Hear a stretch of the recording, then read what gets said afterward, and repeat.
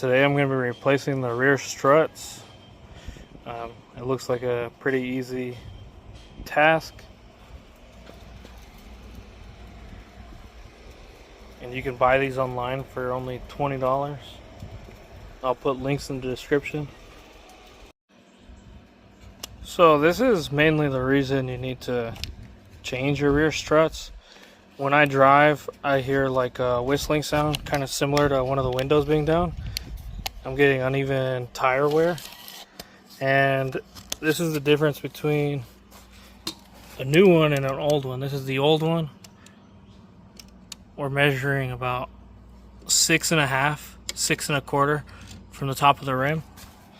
It may not seem like a lot, but it plays a big difference in your suspension. And over here, we're right under 7 inches. And this one's a new strut. And it should raise once I replace the other one as well. So this is the reason that I'm changing mine. If you look at the tread in the back here, you can see that it's raised. And that's from uneven wear from having bad struts. So it goes all along and it makes a terrible sound on the freeway. Terrible sound going low speeds. It's terrible sound overall. So that's why I'm changing mine. So for this job, you don't need much. To be honest, you really only need 3 sockets. And obviously a jack stand for safety. The 3 sockets you need is you're going to need a 17. And then you're going to need 2 19s. So, and you're going to need a special wrench unless you're really strong. And this is to get off these bolts here because they're at an angle. And I was having difficulty putting the dust boot on, so I actually needed to use a sledgehammer as well. And this one's for taking off my lug nuts. And then brand new strut, of course. Also a flathead screwdriver to take off the dust cap. Alright, now we're going to loosen the lug nuts.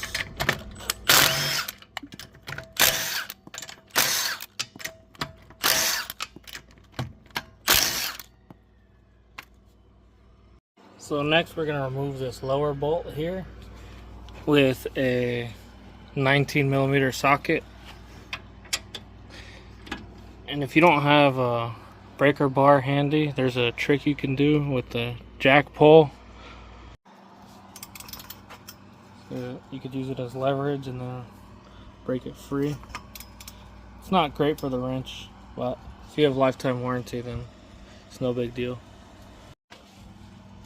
And you gotta put a wrench on the other side so it starts loosening it while you're loosening this side. And once you broke it loose, you can get it out fairly easy. And then you got 2 bolts up here, but it's hard to get leverage in here, so it's better to have one of these swivel heads. And then you can do the same thing with the jack pole.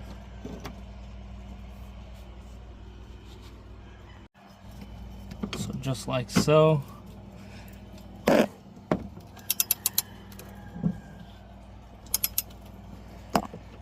And then they should come right out.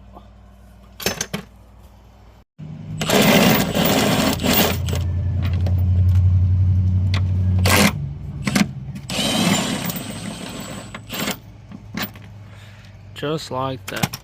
Now your strut should be free once these 3 bolts are out. And you can replace it.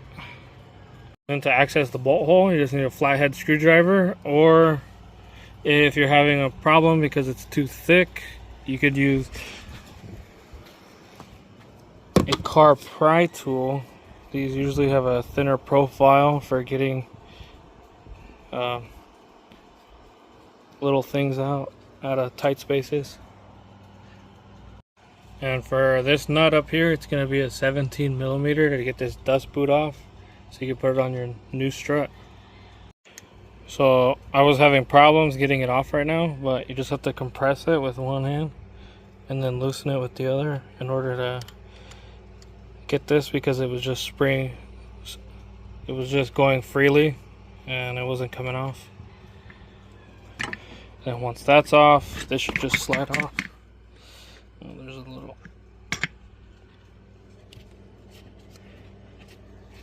clip, it looks like. So getting this dust boot on was pretty difficult, but I slid a socket over and I just pounded the crap out of it with a sledgehammer and it went on. So getting it back in is kind of hard. You gotta like shimmy it in. And then this, it's not that hard to compress. You can do it with one hand. Line it up and then put the bolt in.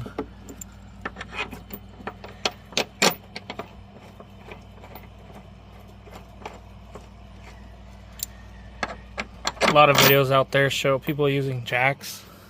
I don't think it's necessary unless it's your shock or your strut is really stiff. This one is OEM, so